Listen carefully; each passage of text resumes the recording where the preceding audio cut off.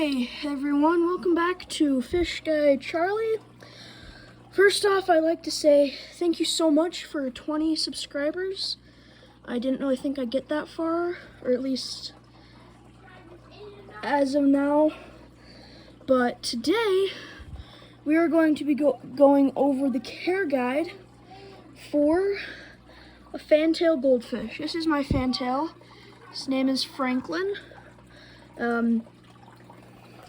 Now, fantail goldfish, let's just real quick go over tank size. Fantail goldfish, I'd say you could get away with a 20-gallon tank, like minimum, maybe a 15.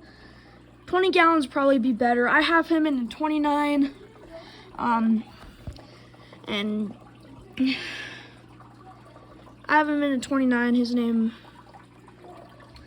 I'd say you could do like something like a 20-gallon. You know, nothing huge. Doesn't have to be huge, but not super tiny either. They cannot live in a bowl. Fantails, they're one of the goldfish that I'd say they might get 6, 8 inches long. Not huge, but not tiny either.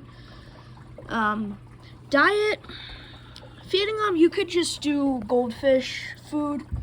Like, I feed them mostly these goldfish pellets from Hikari. You could really do anything that's for goldfish. He also really likes to eat. They also really like to eat these algae wafers. Again, another brand from Hikari.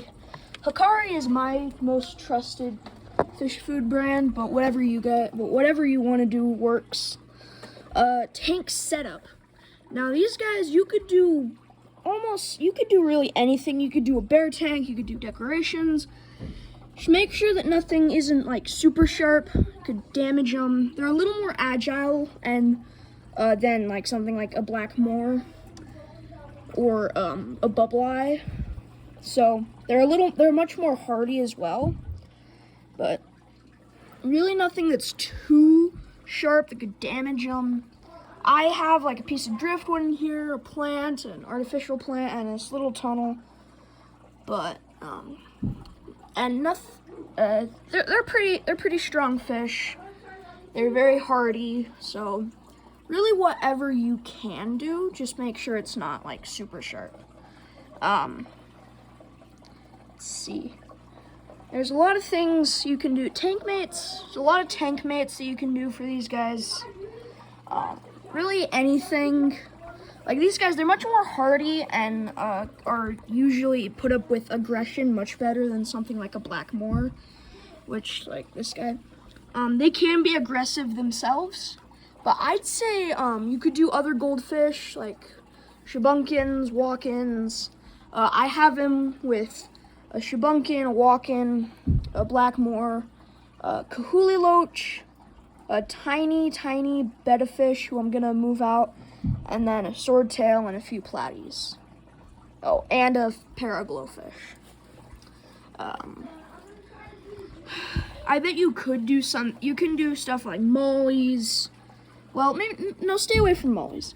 You could do like platies, many species of tetra, rasboras are another good one. Most plecos, I'd say like bristlenose and clown plecos are some good ideas. You could do common plecos, but that's a whole other can of worms, common plecos. But mostly, like really anything that is labeled as peaceful or schooling, and maybe you could do a few things that, as long as they're not fin nippers and are labeled as like peaceful or schooling, like fish like many tetras, gouramis, platies, swordtails, fish like those are some good fish. And of course, other goldfish. These guys, they're easier to keep with single tail and slim-bodied goldfish like commons, comets, shabunkins, walk-ins. Walk-ins are a more slim-bodied goldfish. You can keep them with goldfish like black moors, telescope eyes, orandas, ranchus. I would be kind of careful with those goldfish, especially like ranchus and telescope eyes. because they can be a little more aggressive.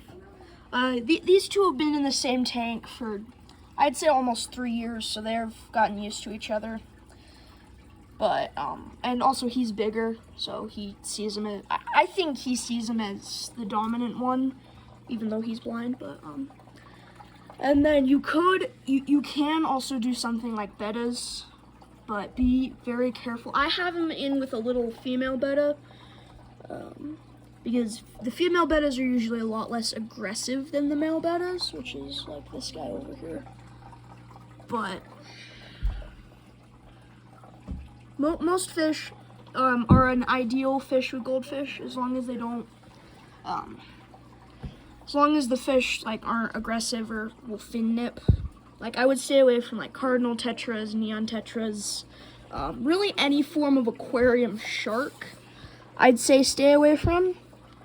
And maybe angelfish. There are some gouramis, like kissing gouramis, and maybe blue gouramis. I'd say the good gouramis to go with are like dwarf gouramis and golden gouramis. Could go with them. And also your big, like cichlids, stay away from those. Oscars. Oscars, you know, big fish like those guys, stay away from them.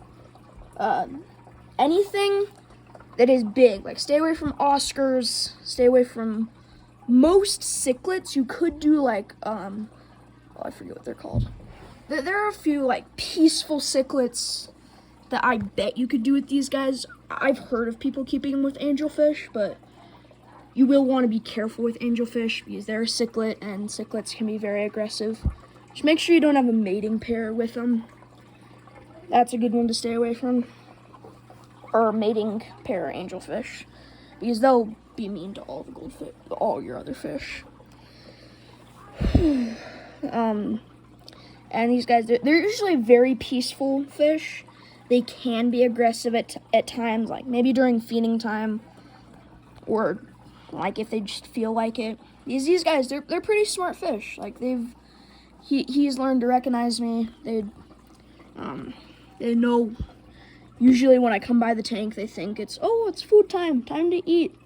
Like you see, I'll open the lid, and then usually they'll start kind of gathering in the middle of the tank, because that's usually where I drop the foods. But they're very smart fish. They don't have a 3-second memory. They can be aggressive, but they're mostly pretty peaceful fish. These guys, you can keep them in outdoor ponds. This is a good, I wouldn't say a good pond fish, but it is a pond fish nevertheless. You can put these guys in ponds. Just keep them, I'd say the minimum, like try to keep the pond around, like during the winter months, if you live in a place, like if you live in a colder state like Montana or parts of Utah, Idaho, just to name a few, then I would recommend either bring them in during the winter or get like a pond heater or something. Like, try to keep the temperature above 50 degrees, and once it gets below 50 degrees, I'd say stop feeding them, just because goldfish, it's easier for them to digest when the temperature is warmer, like around, like between 65 and 70 degrees is an ideal temperature for a goldfish. I have this tank around 72 degrees, I'd say between 65 and 70. I'd say between 65 and 75 is a good temperature for goldfish. Below that is okay, just not the best.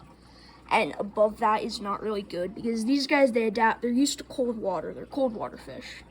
So like 72 is kind of that neutral territory where you can keep them with like a little more tropical fish like platies and glowfish. And these guys, they've sort of like adapted to the cold water, or colder water, because I've had them in here for so long. But yeah, I'd recommend these fish to anybody who wants a goldfish but doesn't really know where to start. They're a good beginner fish. They make good tank mates. They make really good pets, I'd say. Very friendly once they've gotten to know you.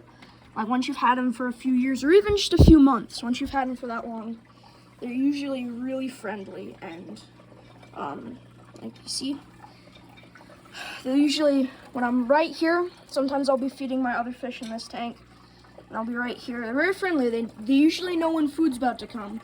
Come up to the tank, they might think, oh, hey, food, food, food, food. You see, these three, they love to gather over here, follow me around, because they think that there's going to be food. This guy, he does not have very good eyesight, so he can't really recognize me. He has come up to me a few times, but it's kind of hard for him to get around. But yeah, that is my care guide to the Fantail Goldfish. Thank you so much for watching, and if you would like to, you could leave a like and subscribe if you want to leave a comment on what your goldfish's name is. And yeah, I will thank you. Goodbye. Goodbye, everyone. Bye.